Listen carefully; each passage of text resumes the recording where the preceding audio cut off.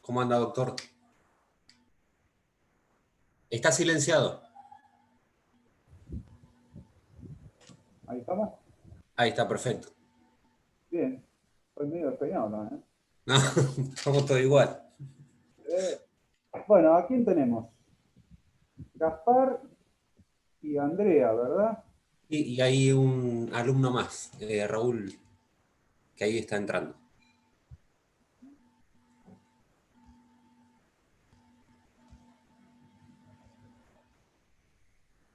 Y Patricia.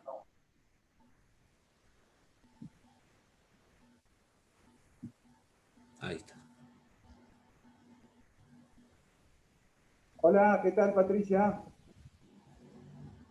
¿Qué hace, Pato? Bueno, todos pueden activar su sonido, porque son 4, así que... Hola. Hola, ¿qué tal, Raúl? ¿Qué tal, Gaspar? Nos conocimos entre sí. Creo que nos hemos visto en alguna otra materia, ¿o sí? Sí, creo que sí. En concursar lo vimos. En concursar, ¿no? Ay,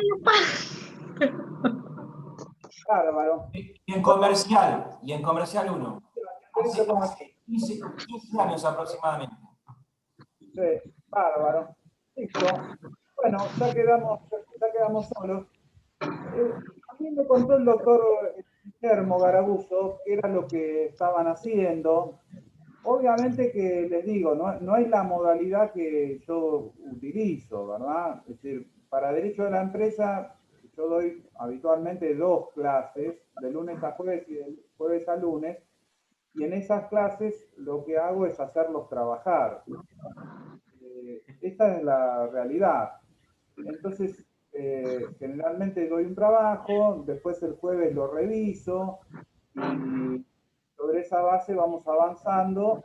¿Por qué? Porque yo lo que noto de ustedes, de todos los alumnos en general, es que todos leen mucho, dan exámenes y se reciben de estudiantes y a veces no vieron nunca contratos, a veces nunca vieron expedientes, a veces no tienen práctica en un montón de cuestiones. Entonces a mí me interesa en esta parte de la materia que ustedes empiecen a ver algunas cosas y que se den cuenta que son los temas importantes, los temas que se van tratando. Bueno, para eso el grupo, ustedes habrán visto que el doctor Guillermo subió un contrato de franquicia, si lo han visto, ¿no?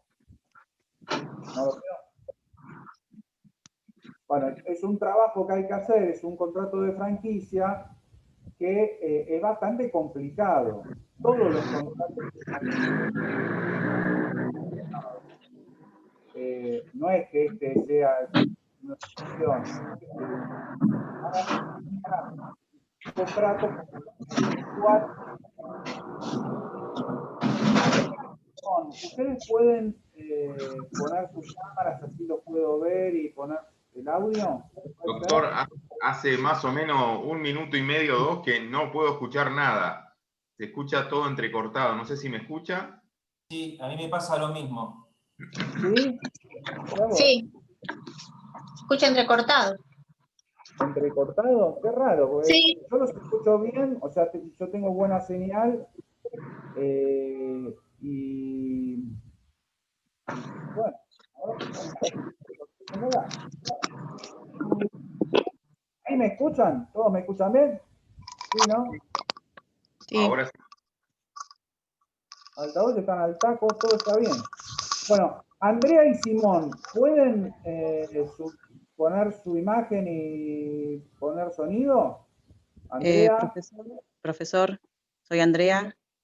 ¿Qué tal, No, le Andrea? quiero pedir si hoy no prendo la cámara porque hoy despedí a mi papá y no estoy en condiciones. Mi papá falleció. Bueno, lo siento mucho. La verdad no lo sabía. Está ¿Y bien, el jueves que Simón? viene, sí. Bueno, Sí, buenas noches. Yo estoy con los datos del teléfono. La verdad que si prendo la cámara se me van a acabar el plan de los datos que tengo. Así que por esta vez sí puede ser. bueno, está bien. Bueno, bárbaro. Entonces, ¿qué es lo que tienen que hacer ustedes? ¿Todos me escuchan bien? Sí. Sí, sí. ¿Qué es lo que tienen que hacer ustedes? Ustedes tienen que mirar este contrato de franquicia que está dentro del material. Es un contrato bastante complejo. Son los contratos que habitualmente se hacen. Son los contratos que se hacen en shopping. Son los contratos que normalmente ustedes van a ver en el mercado. Y lo que hay que mirar, porque este contrato es un contrato anterior al Código Civil y Comercial, lo que hay que ver es qué cláusulas ustedes ven en ese contrato que puedan estar contradiciendo el nuevo Código Civil y Comercial. O sea, tenés un modelo de contrato anterior al Código Civil y Comercial y tenés que ponerte en el lugar de un abogado, ¿verdad?, que tiene que revisar las cláusulas de ese contrato y ver si las cláusulas de ese contrato son o no acordes al Código Civil y Comercial. Esto lo tienen que hacer para el próximo jueves. En realidad ya tendrían que haberlo hecho, ¿verdad? Sácame igual. ¿Cómo? ¿Cómo? No, Bueno, bien, en realidad ya tendrían que haberlo hecho. Porque yo estuve el jueves pasado tratando de ver si alguno de ustedes se logueaba y no, me quedé solito, no pasó nada. Entonces, para el jueves que viene, ¿verdad? Quedamos en que ustedes van a examinar ese contrato y van a tratar de hacer un dictamen dentro de un grupo que ahora les voy a pasar. Yo tengo mucho material que ustedes van a ir utilizando, es decir, todo el material que vamos a usar ya está todo digitalizado. Todos ustedes tienen Facebook, ¿verdad? ¿Hola? ¿Todos tienen Facebook? Bueno, Sí, sí. ustedes van, en Facebook hay un grupo que se llama Derecho de la Empresa UNMDP, Universidad Nacional de Mar del Plata. Ese es un grupo, ustedes me van a pedir el ingreso, ¿verdad? Y yo los voy a subir al grupo, van a formar parte del grupo. Todos los alumnos que han sido alumnos míos de Derecho de Empresa forman parte de ese grupo. También ustedes van a ver a otros personajes, van a ver autores, otros profesores, la decana. Hay un montón de gente en ese grupo. Igual que en los de Derecho Concursal. Entonces, lo que yo les pido es que de ahí van a encontrar material sobre temas de franquicias, de ahí van a encontrar material sobre cómo se hacen dictámenes jurídicos por escrito, es decir, todo el material que puede llegar a estar vinculado a ese trabajo está ahí. También van a ver videos, también van a ver otro tipo de material que pueden usar, ¿verdad? Está todo disponible. También van a encontrar conferencias de otros profesores sobre el mismo tema. Es decir, hay un montón de material audiovisual para que ustedes manejen y puedan trabajar. Así vamos a manejarnos todas las clases. Pero vamos a hacer estas reuniones de manera de hablar de cosas que ustedes ya habrán hecho. ¿Me siguen? Porque si no es repetir la idea de una clase magistral y cosas por el estilo que no tiene sentido por este sistema de Zoom.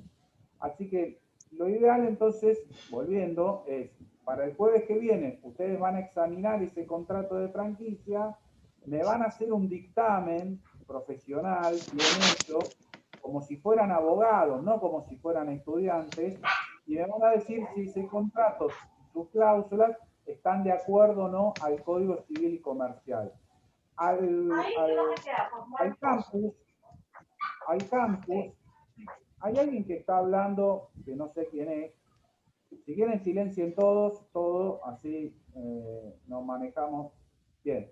Entonces, en el campus hay subido ya un material sobre temas de contratos que escribí salió publicado en la revista Derecho Comercial y Obligaciones respecto de todos los contratos de concesión, agencia, distribución y franquicia, y cómo fue la evolución desde el viejo Código Civil y el Código de Comercio hasta el Código Civil y Comercial, y qué fue lo que el Código Civil y Comercial recogió de la jurisprudencia para elaborar las nuevas normas. ¿Bien? Entonces, nosotros nos vamos a manejar con eso. Ustedes van a tomar ese material, lo van a leer, después van a agarrar ese contrato, lo van a leer, después van a ver todo el material que hay en el grupo este de Facebook que les acabo de decir, ¿verdad? Y a partir de ahí me van a hacer un dictamen profesional, por escrito. Los dictámenes profesionales por escrito en la abogacía tienen el formato en la ley 5177 de las consultas profesionales, ¿verdad? Generalmente las consultas de los abogados son orales, pero también está previsto en la ley que las consultas puedan ser escritas. Actualmente esas consultas escritas se hacen cada vez más. ¿Por qué? Porque se replica un modelo de ejercicio profesional, que es el ejercicio profesional de la abogacía en Estados Unidos, en donde las empresas, antes de realizar un contrato o cuando tienen un modelo de contrato, le dicen a sus abogados, internos o externos, mira, haceme un dictamen profesional a ver qué tal está este modelo antes de que nosotros lo firmemos, ¿verdad? ¿Por qué hacen eso los norteamericanos y en Europa pasa lo mismo? Porque si después el contrato tiene algún problemita, al que hacen responsables al estudio de abogados. Por ejemplo, si no previeron algunas cuestiones fiscales, si no están considerados algunos temas, como por ejemplo problemas de tipo de cambio, problemas de cierta legislación en el cumplimiento de ciertas obligaciones en ciertos lugares, cuestiones de ese tipo. Entonces, es cada vez más frecuente que las empresas exijan a los abogados que antes de firmar cualquier contrato tengan lo que los americanos llaman una legal opinion, es decir, un dictamen profesional por escrito, una consulta evacuada por escrito, en donde el abogado dice, bueno, este contrato está bien, tiene estos problemas, etc. Cuando se hacen este tipo de dictámenes, ¿verdad?, para empresarios, lo primero, lo más importante, la primera cuestión fundamental que tenés que considerar, además de las cuestiones de estilo, que tiene que estar bien redactado, que obviamente tiene que tener el sostén jurídico que corresponde, que tiene que estar dirigido a un empresario, es decir, no estás dirigiéndote a un abogado que sabe de qué estás hablando, sino a una persona que tiene que entender qué es el negocio que estaba realizando y cuál es la interacción entre ese negocio y el mundo del derecho, ¿verdad? Todo eso tiene que estar. Pero lo más importante es primero acotar cuál es el punto de consulta. Esto es, cuando te piden una consulta profesional por escrito, lo primero es saber qué me están preguntando. ¿Por qué? Porque esos dictámenes después se pueden utilizar para cosas que no te preguntaron. Vos ya emitiste el papelito y después lo usan. Esos papelitos de ese dictamen obviamente va con la firma del abogado y con la fecha. Y como te digo, es una cosa muy sensible actualmente porque es el germen de la responsabilidad profesional. Si después se llevó adelante el negocio y tuvo un problema, al que le reclaman es al estudio de abogados.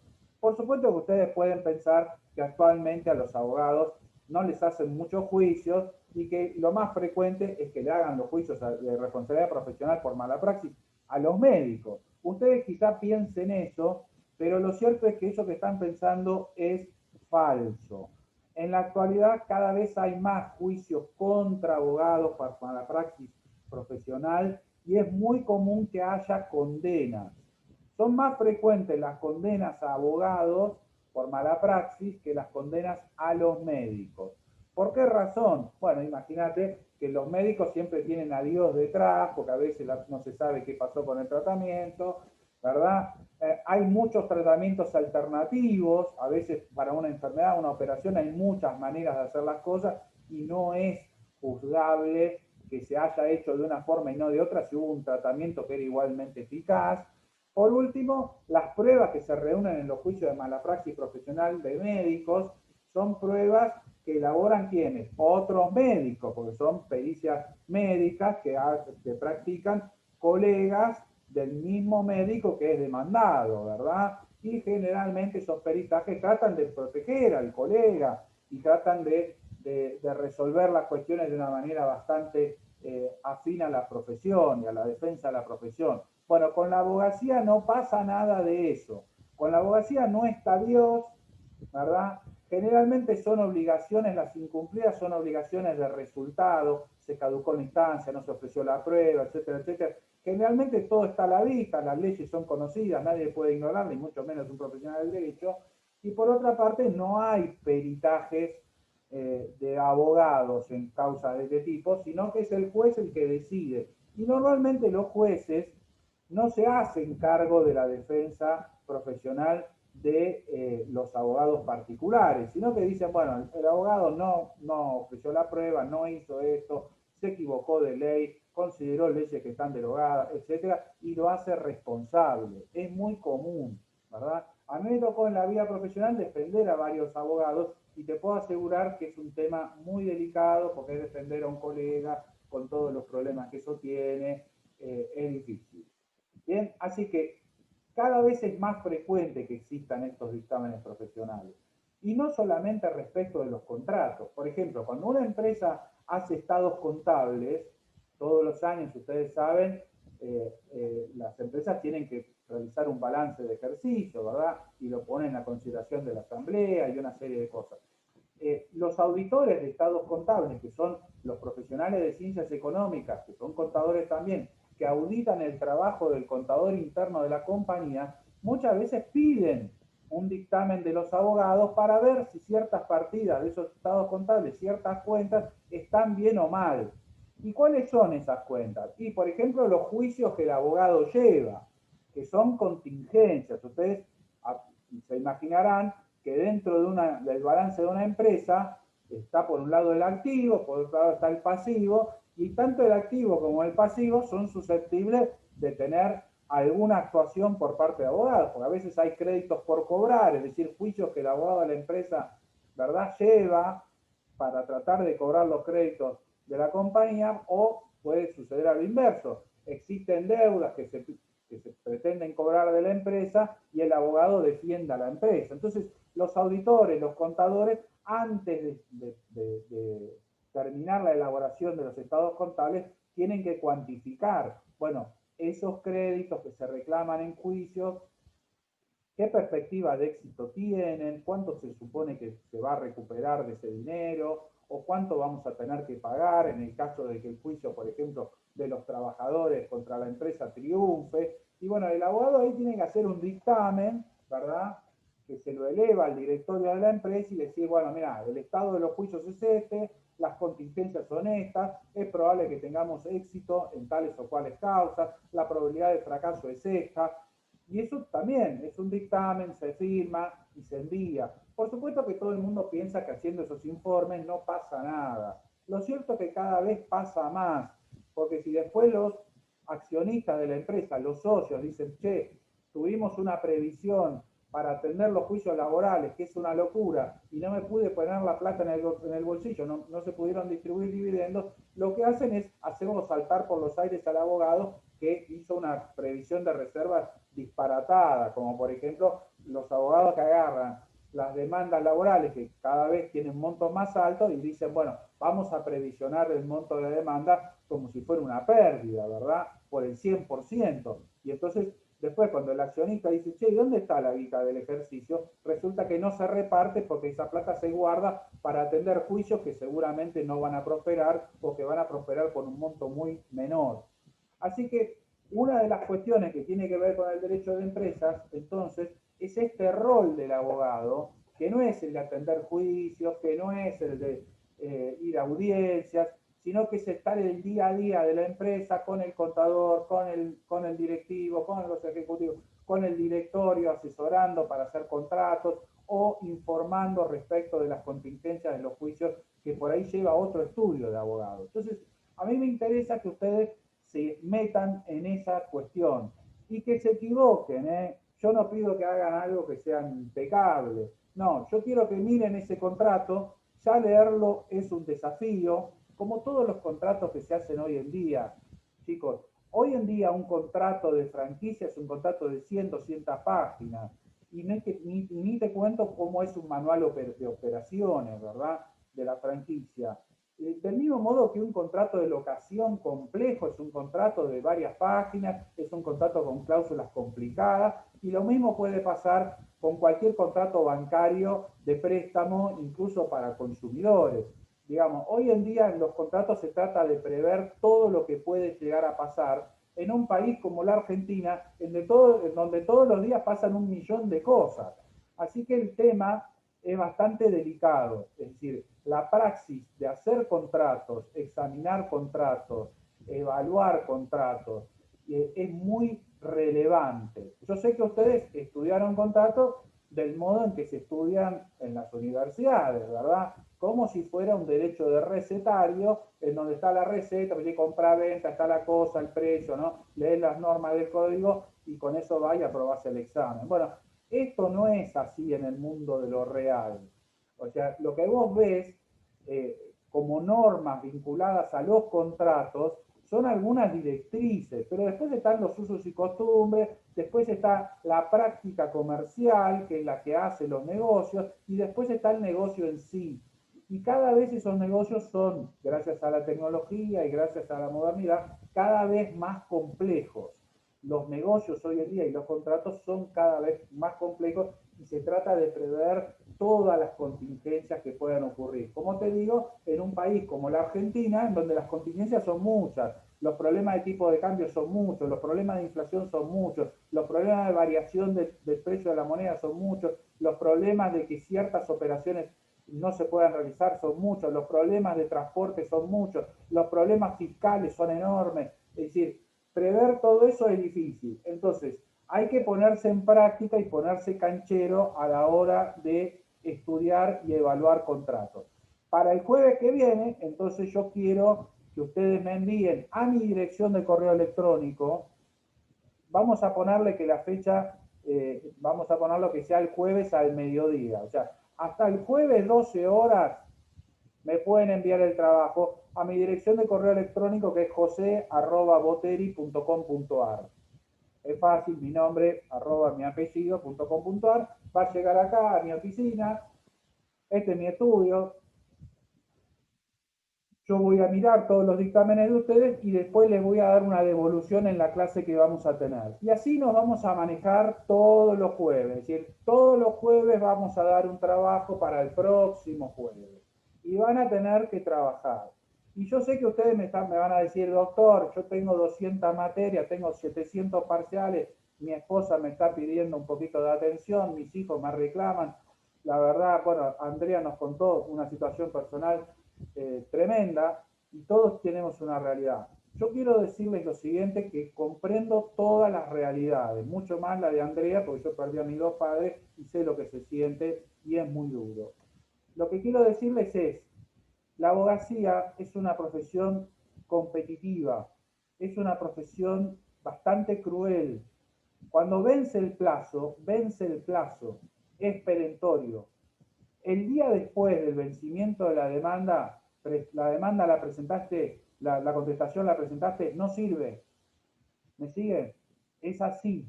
Nunca hay tiempo. Nunca hay tiempo. Ahora estoy en mi estudio, ¿desde qué hora estoy acá? Desde las 6 de la mañana estoy acá. Desde las 6, 7 de la mañana me levanto, yo desayuno y vengo para acá y estuve todo el día. Almorcé un poquito y estuve todo el día. Y no hay tiempo. Cuando viene a verte el cliente, viene con la demanda, le hicieron una demanda, vence mañana, por ahí hay que trabajar toda la noche. ¿Ven el sillón ese que está ahí? Ese silloncito muy lindo. Bueno, yo a veces duermo ahí, amigos. A veces duermo porque no tengo que trabajar toda la noche a veces. Esto es así. ¿Bien? Algún día vienen a mi estudio, me vienen a visitar y les muestro cómo funciona un estudio de abogados y qué es lo que hacemos.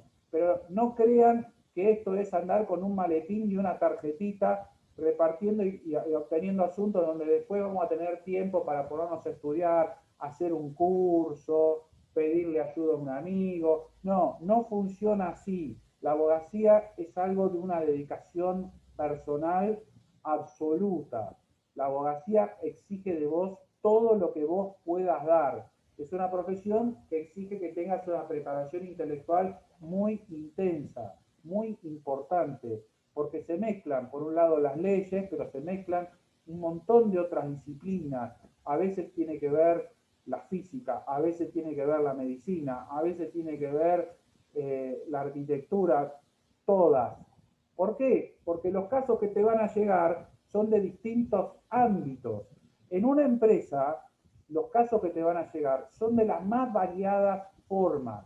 Vas a tener problemas fiscales, vas a tener problemas laborales, vas a tener problemas de construcción, de obra, de arquitectura, de ingeniería, vas a tener problemas de accidentes de trabajo, donde vas a tener que saber algo de medicina, vas a tener problemas de accidentes de tránsito porque el camión de la empresa volcó, etcétera, etcétera, y vas a tener que saber algo de física, de las leyes de movimiento inercial, de todo lo que tiene que ver con cómo funciona la mecánica de las cosas, cómo funcionan los hechos. Vas a tener que saber de comercio exterior, vas a tener que saber de un montón de temas de familia, vas a tener que saber de un montón de cuestiones. Esto es, no crean ustedes que el derecho es una disciplina que, bueno, estudiamos, soy abogado. No. Cuando vos estudias abogacía y ejercés la profesión de abogado, tu cultura tiene que ser muy superior al solo saber temas legales. Abarca un montón de cuestiones, que a veces son temas de filosofía, a veces son temas técnicos, a veces son un montón de cuestiones. Eso es lo que hace que el ejercicio de la profesión de abogado sea apasionante, sea interesante. Eso va a ser tu vida. Y yo quiero que vos te metas en eso. Y no vas a tener tiempo, y vas a tener problemas personales, y te vas a divorciar, y van a fallecer tus padres, y vas a tener un montón de dolores, de situaciones, el reclamo de tus hijos, vas a tener un montón de circunstancias, te peleaste con tu novia, con tu amigo, con lo que sea, y vas a tener que ponerte a trabajar porque lo nuestro es defender personas. Y en el caso de lo que ustedes están trabajando ahora, lo están estudiando ahora, es defender empresas. Defender empresas es muy difícil, es muy complicado, porque las empresas son de las cosas más castigadas en este país. Fíjate que los consumidores tienen un estatuto protectorio, fíjate que los temas de familia tienen un tratamiento, ¿verdad? Ahora, las empresas, los trabajadores tienen un derecho también protectorio en caso de duda, a favor del trabajador, ¿verdad? Siempre se está a favor del más vulnerable. Las pequeñas y medianas empresas no forman parte de los vulnerables en este país, no forman parte de ese cartel. A las empresas se les hace cargar con muchos deberes, con muchas obligaciones, porque es lo único que produce verdadera riqueza. El Estado no produce riqueza. Quien produce riqueza son las empresas, las únicas que pueden transformar insumos en productos. ¿Me siguen? Bien, entonces las empresas merecen una adecuada defensa y como te digo, en este país las empresas no están entre los sujetos vulnerables, ni mucho menos. A las empresas se les pide todo. Por ejemplo, estamos viviendo esta época de pandemia, ¿qué se les pide? Que se hagan cargo del caso fortuito, que sigan teniendo al mismo personal, que no lo suspendan, que sigan pagando salarios, ¿verdad? El Estado le va a dar una mano, pero lo cierto es que la carga de mantener el plantel del personal de la empresa queda a cargo de la empresa. Eso es lo que está sucediendo hoy en día. Y del mismo modo le siguen exigiendo el mismo nivel de impuestos que antes de la pandemia. Y así, en la Argentina esto funciona así. Entonces, defender empresas es muy difícil y hay que estar muy preparado. No es algo que podamos estudiar en un librito, bueno, ya sabemos algo, no. Necesitas mucho ejercicio profesional, mucho cuidado, mucha reflexión, mucha calle, conocer muchos temas, tener que ser muy rápido, porque el empresario no tiene un problema como una persona que por ahí tiene un problema con el vecino. El empresario en la Argentina tiene problemas todo el tiempo, porque le llega una carta de documento laboral, le llega un problema fiscal, le llega todo el tiempo, todo el día. Es decir, como abogado no vas a descansar. Ahora, vos me vas a preguntar, bueno, doctor, ¿qué tiene esto de ventajoso ser abogado de empresas? ¿Por qué a usted se le ocurrió hacer esta cosa? ¿Verdad? Bueno, te lo voy a decir. Las empresas son las unidades de producción en la Argentina que mejor, digamos, mejores honorarios pueden pagar. Es decir, si vos decís, che, yo quiero tener un buen asunto, Y bueno, ese asunto va a involucrar a una empresa, ¿verdad? Ser abogado de empresario es ser abogado también de una parte poderosa, o sea, tiene un costado muy satisfactorio, ¿verdad? Exige mucho de vos, pero si vos me preguntás quiénes son los abogados más ricos de la Argentina, o que mejor les van a Argentina, son todos abogados de empresas. ¿Quiénes son los estudios más grandes de esta ciudad o de la Argentina? Son todos estudios que atienden a empresas.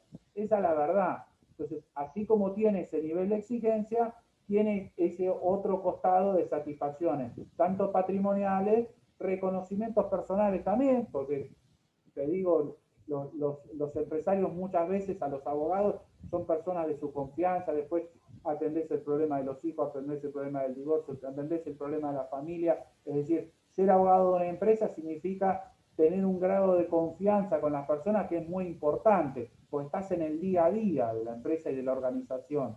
Te vinculás con muchas personas y te vas a tener mucha práctica de negociación, mucha práctica de conflicto, mucha práctica de un montón de temas.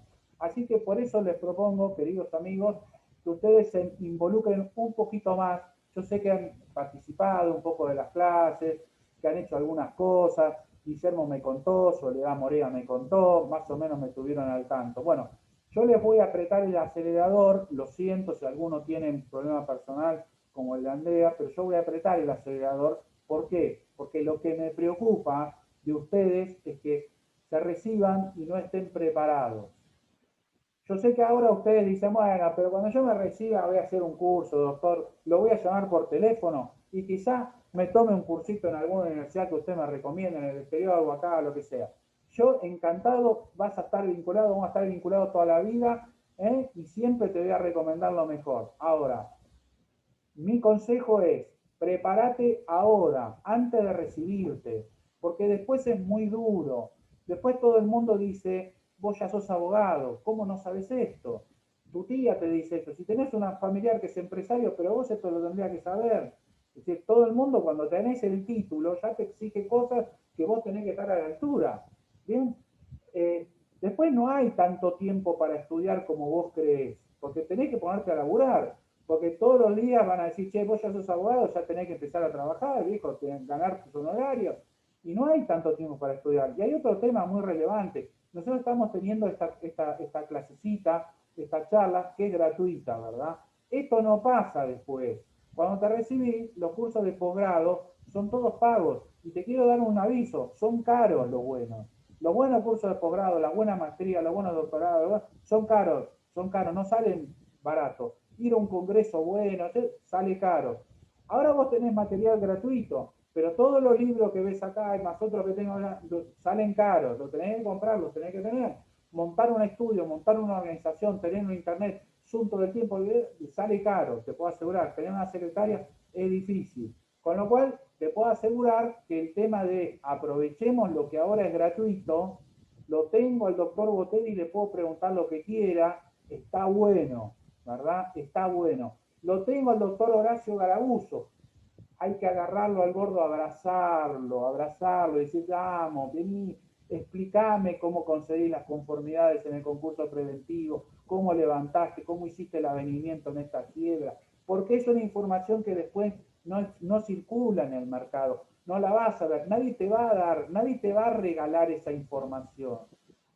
Vos vas a consultar y alguien te va a decir, mira, si tenés este caso, vení, lo hacemos juntos, yo quiero la mitad, yo te ayudo, no tengo problema, te va a costar la mitad, ¿entendés?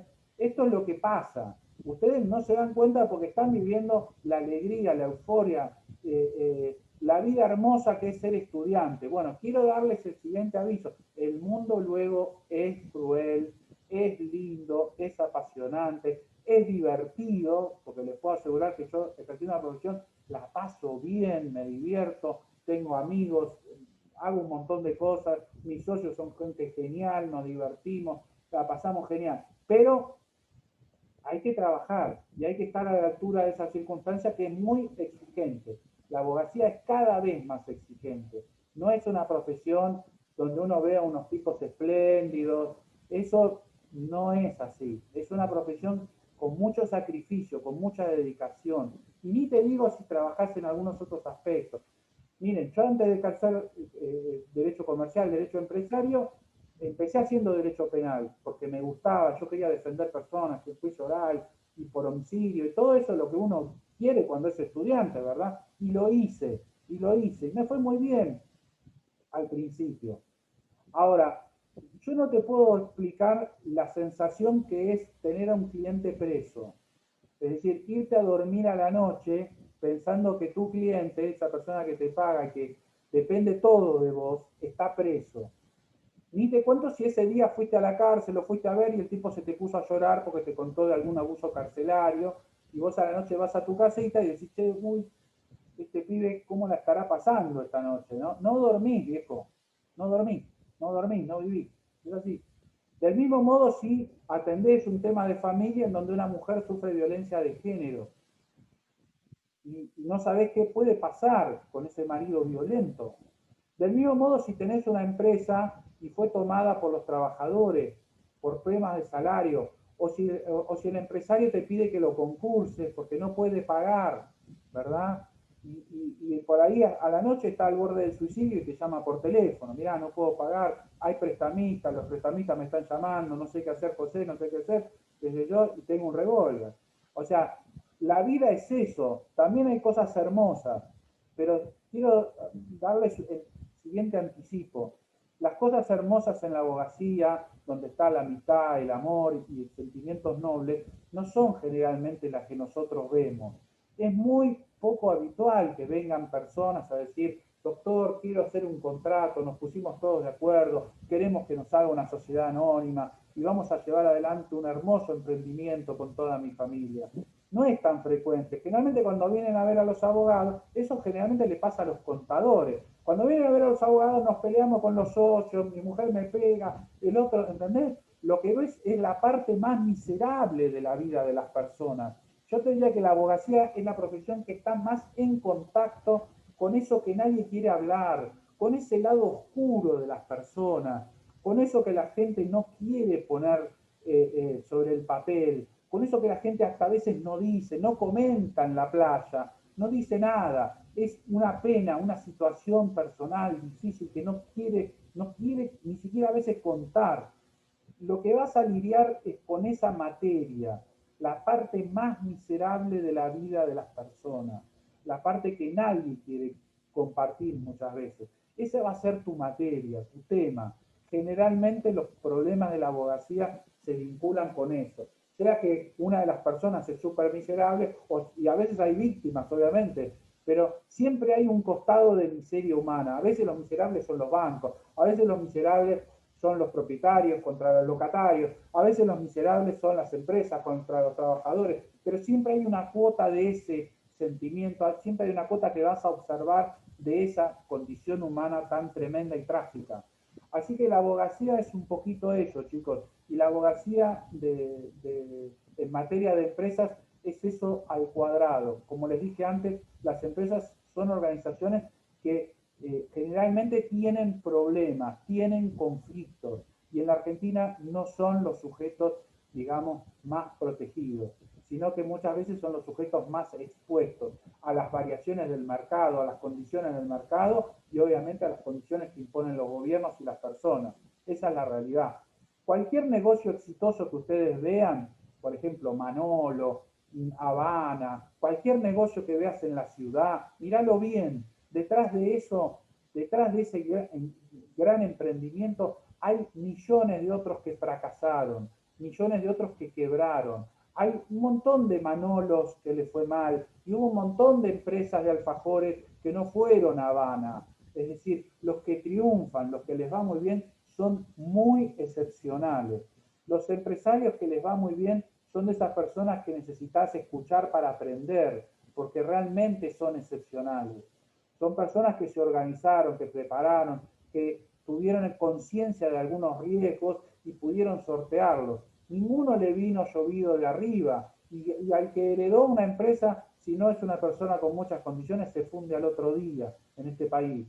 Así que cuando mires a las empresas, miralas pensando, bueno, realmente cómo hicieron, qué hubo detrás, quiénes fueron los que fracasaron antes de que esta empresa fuera exitosa, qué medidas se tomaron para ser exitosa. De todo eso se puede aprender.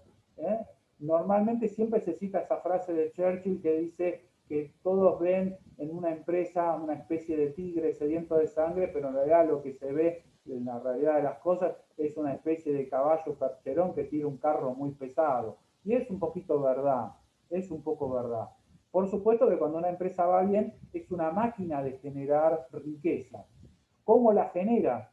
Bueno, a través de un circuito, que es un circuito económico, que es el circuito dinero-dinero. Una empresa económicamente se maneja así. Empieza con plata normalmente. Todos estudiaron Derecho de Sociedades, ¿verdad? Sí, todos estudiaron. Viste que cuando empieza un negocio societario, todos hacen aportes. Bienes líquidos, generalmente en efectivo, o algunos bienes, como por ejemplo fondos de comercio, es decir, cosas por el estilo. Bien, todo empieza con eso.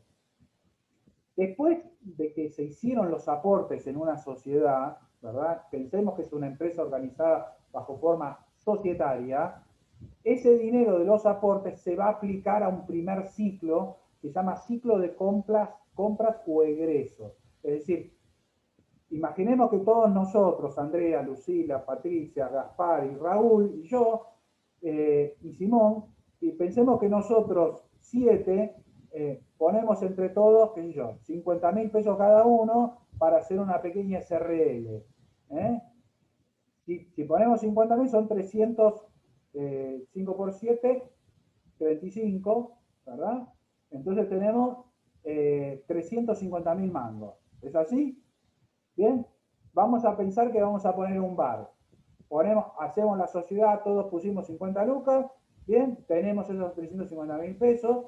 ¿Qué es lo primero que hacemos? Bueno, contratamos el alquiler del bar, es decir, elegimos el establecimiento, pagamos la reserva, ¿verdad? Pagamos el primer contrato, el primer alquiler, hacemos el contrato de depósito, supongamos que ahí se nos fueron 100.000, 150.000 pesos. Después vamos a equipar al bar, vamos a pensar que gastamos unos 100.000 pesos más en poner ese bar en condiciones, compramos la botella, celebramos contratos con Quilmes, con otras empresas, bien, después contratamos a las personas, vamos a poner que tenemos mozas, tenemos cocineros, vamos a comprar con esos 350.000 pesos, con los últimos 50.000 mangos que nos sobraron, vamos a comprar la vestimenta de la gente, bueno, macanudo. Arrancamos con el negocio, es decir, arrancamos y el capital está 350.000, que es lo que pusimos, y en el activo repartido está lo que gastamos, ¿verdad? Bien, algunas cosas están ahí, como por ejemplo los bienes de uso, etcétera, etcétera. Otros son compromisos, como por ejemplo el contrato, que va a ir desenvolviéndose en el tiempo. ¿Perfecto? Bárbaro. Así que tenemos ese primer ciclo. Pusimos los aportes, tenemos un primer ciclo económico. Esa guita que pusimos se disparó, se fue. Tenemos bienes a cambio. Después viene un segundo ciclo, que es el ciclo de producción, ¿verdad? Ciclo de producción, hay que ponerse a hacer los tragos, hay que ponerse a hacer la comida, hay que atender a los clientes, ¿verdad? Ya tenemos toda la materia prima, todo bárbaro, segundo ciclo de producción. Y después, obviamente, vendemos las cosas. Al cliente hay que cobrarle, entonces va a ir la moza y le va a cobrar. Y va a volver a haber dinero en la caja, va a volver a haber dinero. Entonces, fíjate cómo empezamos con plata y terminamos con plata. Es un circuito. En una empresa como un supermercado, ese circuito gira de una manera muy rápida, muy rápida. Es decir, el supermercado compra lata de tomate, en el día se fueron todas las latas de tomate y hay plata, y hay que comprar nuevas latas de tomate y reponer, y reponer, y reponer. Es decir, ese circuito económico es muy veloz. Fíjate que en cada uno de esos tramos, esos pequeños ciclos económicos de la empresa, de ese circuito económico, involucra distintas normas jurídicas. Es decir, en el primer ciclo de compras o egresos, obviamente tenés ese contrato de locación, tenés los contratos de compra, a veces un leasing, tenés una serie de contratos. En el ciclo de producción tenés el tema de la marca, tenés el tema de la seguridad industrial, las normas sobre seguridad industrial, sobre higiene del trabajo, etcétera, etcétera. En el tercer ciclo, ciclo de ventas, tenés otros contratos. Por ejemplo, este que van a ver ustedes, esa franquicia comercial, concesión, agencia, distribución, etcétera, suministro, son maneras de vender, generan de nuevo los ingresos. Entonces, pensá todos esos contratos que estuviste estudiando hasta ahora, lo que representan dentro del circuito económico de una empresa. Bueno, una de las razones por las cuales les doy a trabajar este contrato de franquicia es porque los contratos de franquicia son muy complejos porque generan un sistema de negocio. Es decir, en un contrato de franquicia se involucra, todo ese circuito económico se involucra entero, enterito, completo, ¿verdad? Una franquicia comercial cualquiera es como una especie de clon. O sea, todos los McDonald's que vos conocés son iguales. Acá, en Saigón, en Japón, en China, en Suiza, en Francia, en Italia, en Estados Unidos, son todos iguales. Son modelos clonados. Todos operan del mismo modo. La gaseosa es Coca-Cola en todos lados. La hamburguesa Big Mac tiene el mismo gusto en todos lados. Ese sistema de negocios tiene obviamente una serie de reglas. ¿Verdad? ¿Bien? Entonces, lo que vamos a ver son la parte jurídica de esas reglas, ¿verdad? Plasmadas, tanto en la ley como en el contrato. ¿Bien? No les doy el modelo de operaciones, el manual operativo, porque sería violar secretos comerciales que no puedo. Pero sí les di ese contrato, que lo adapté, es un contrato real, lo adapté, le cambié todos los nombres, le cambié todo, para que ustedes no descubran quién es. Era de un shopping de acá, un negocio en el shopping Los Gallegos de acá, pero lo que quiero es que vean un negocio cómo funciona en la práctica, un negocio de franquicia. Van a ver que es muy complicado y van a ver que las normas del Código Civil y Comercial en muchos aspectos son muy interesantes, son normas que vienen a mejorar el sistema de franquicias, vienen a proteger a los franquiciados que siempre fueron víctimas de muchos abusos, ¿verdad? Por parte de las empresas franquiciantes. Porque imagínate que un franquiciado, vos te lo imaginás como una especie de empresario independiente, ¿verdad? Que pone su propio negocio. Y yo te puedo asegurar que un franquiciado individual hoy en día en la Argentina es como una especie de pequeño esclavo de una multinacional, en donde no es dueño de las cosas que puso, porque las marcas, las cosas, él no es dueño de nada, ¿verdad?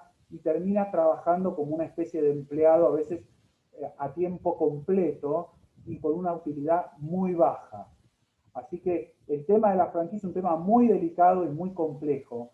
Entonces vamos a empezar con ese contrato porque es un modelo de negocios completo, cerradito, para que ustedes vean cómo funciona una cosa así. ¿Listo? Entonces, ¿hay alguna pregunta que tengan ustedes que quieran hacerme? ¿No? ¿Seguro? No, le podemos hacer preguntas por mail mientras vamos haciéndolo. Sí. Yo estoy todos los días acá, todo el día. Me mandás José@Botelli, mirá, no entendí esto, ayúdame con esto, pero vamos a ponernos la siguiente regla. A mí lo que me interesa es que el trabajo lo haga y que esté presentado el jueves antes de las 12 del mediodía. Eso es lo que me interesa. Si te equivocás, a mí no me preocupa tanto. Lo que me preocupa es que no hayas puesto voluntad en hacerlo, que no hayas leído todo. Lo que me preocupa es que no te hayas dedicado. No me va a preocupar que te equivoques. Esto es diferente a todos los parciales que ustedes tuvieron. Vieron que cuando dieron exámenes, tuvieron el parcial y si le errabas a una pregunta, te ponían un 2. Bueno, a mí, yo te voy a poner un 2 si vos no haces nada. O si realmente me doy cuenta que no pusiste voluntad en hacer lo que tenías que hacer. Pero acá no estamos para que ustedes, o sea, si ustedes hicieran este trabajo impecable, ¿para qué estás cursando? Ya serías un gran abogado, porque el trabajo es difícil. Entonces, a mí lo que me importa es que te equivoques y que todos veamos de tu error qué es lo que podamos sacar de provecho. La equivocación de aprender. Claro, por supuesto. La experiencia en la abogacía, mirá, hay un gran abogado español que se llamaba Ángel Osorio y Florí. Era un tipo muy interesante. Y decía la siguiente frase. Decía, la experiencia es la panoplia, decía, donde guardo las armas de aquel que me ha vencido. Vos me vas a decir que es una panoplia. Una panoplia es una especie de armario de armas, donde se guardaban, viste, las lanzas y las hachas y los rifles. Eso es una panoplia. Y él decía, la experiencia es una panoplia donde guardo las armas de aquel que me ha vencido. Es decir, si no perdiste nunca un juicio, no sabés lo que es ganar un juicio. Y si no te equivocaste, el tema es que te equivoques acá, que te equivoques con el profesor, ahora que veamos. ¿Por qué? Por lo que te acabo de decir antes, el error en el ejercicio de la profesión hoy en día se paga muy caro y además la gente está, gracias al derecho al consumo y otro tipo de cuestiones más, está cada vez más exigente con el rubro servicios.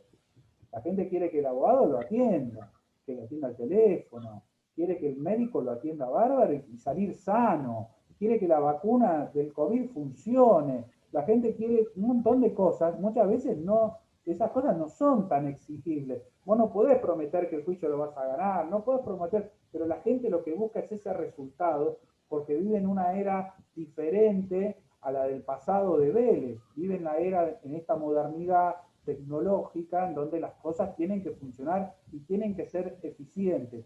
Por eso se va a exigir de ustedes mucho más de lo que se exigió a mí cuando yo me recibí como abogado, ¿verdad?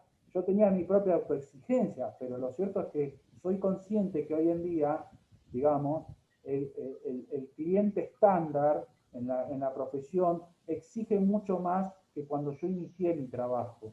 Esa es la verdad. Exige mucho más y no tolera errores, no tolera dejadez, no tolera mala atención. La gente quiere que el celular se lo atienda, no importa la hora, no importa el momento, y que le informes y que le digas. Y además tiene acceso a los expedientes por internet. Y tiene acceso, y hay millones de abogados que pueden pretender el mismo cliente para resolver el problema o lo que sea. Y hay una competencia muy grande por honorarios entre los profesionales. Ustedes hasta ahora lo que tienen con sus compañeros de estudios son, digamos, conductas de colaboración. Y te paso la pregunta del parcial, qué sé yo, qué sé yo. No hay mucha competencia entre ustedes. Bueno, en la profesión sí.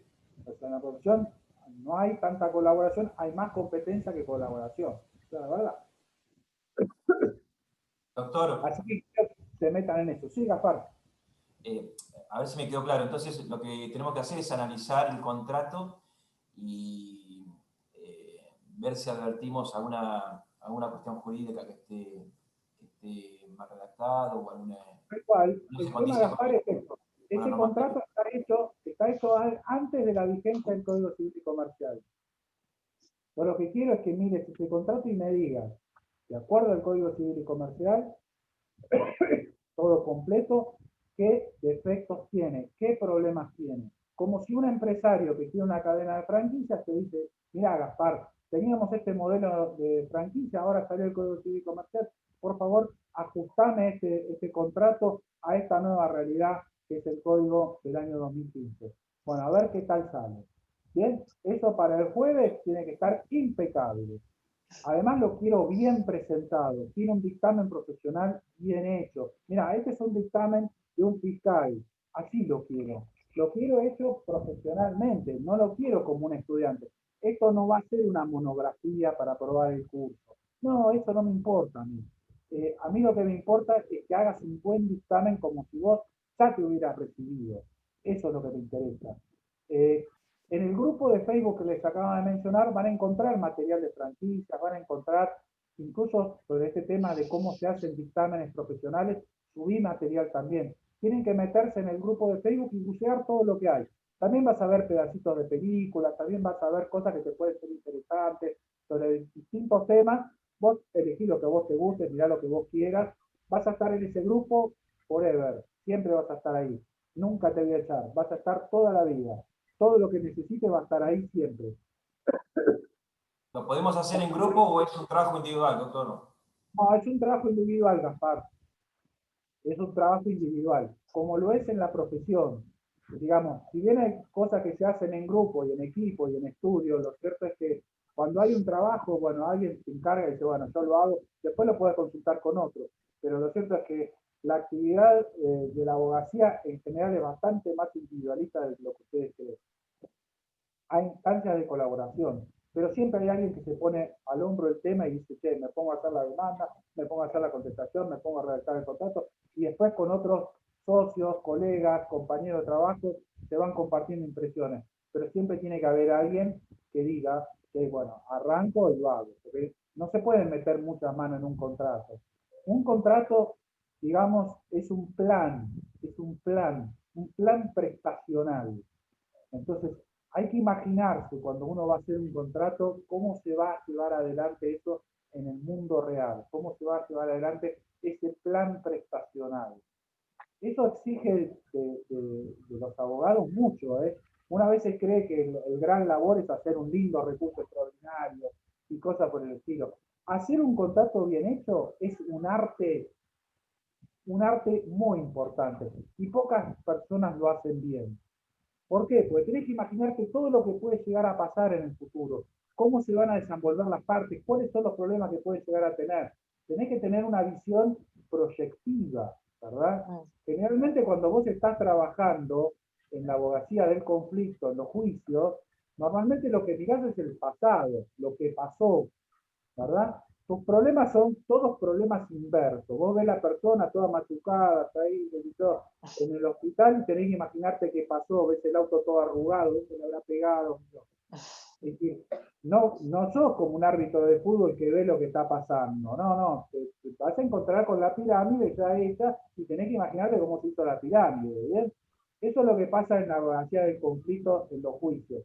Ahora, en la abogacía de contratos, la cosa es distinta porque vos tenés que pensar para adelante. Es decir, en vez de mirar un problema inverso, tenés que pensar en un problema directo. Yo quiero llegar, cruzar el puente. ¿Cómo hago el puente? ¿Verdad? En el otro es cómo el puente se hizo. Acá es cómo lo hago. ¿Qué técnica utilizo? ¿De qué forma? Es un arte. Es un arte que no se enseña. Es decir, si ustedes me dicen, doctor, yo quiero aprender a hacer contratos. Fíjate que estudiaste contratos, pero técnicas de redacción de contratos no tenés, ¿verdad? Es algo que se va desarrollando con la práctica y que debería enseñarse, porque vas a ver que las cláusulas se van repitiendo. Por eso te doy este contrato tan complejo, no para torturarte la vida, sino porque cuando ves un contrato complejo, ves un montón de situaciones y un montón de cláusulas, y esas cláusulas en otros contratos se van a repetir.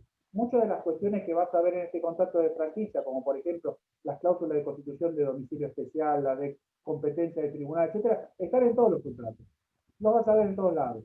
Así que tomar contacto con eso al principio te va a permitir, es decir, si aprendes bien este contrato que es complejo, hacer contratos más simples no te va a ser tan difícil. Listo, chicos, quedamos así. Nos vemos el jueves que viene. Se me meten en el grupo de Derecho de Empresa UNMDP, ¿verdad? Y yo los aceptaré a todos, serán todos bienvenidos. Una pregunta más, doctor. Vale, Raúl. No, como para ya, digamos, arrancar porque hay poco tiempo, entonces, porque mencionó la ley 5177 y yo estaba mirándola, ¿en qué parte específicamente? ¿O eso está en el Facebook?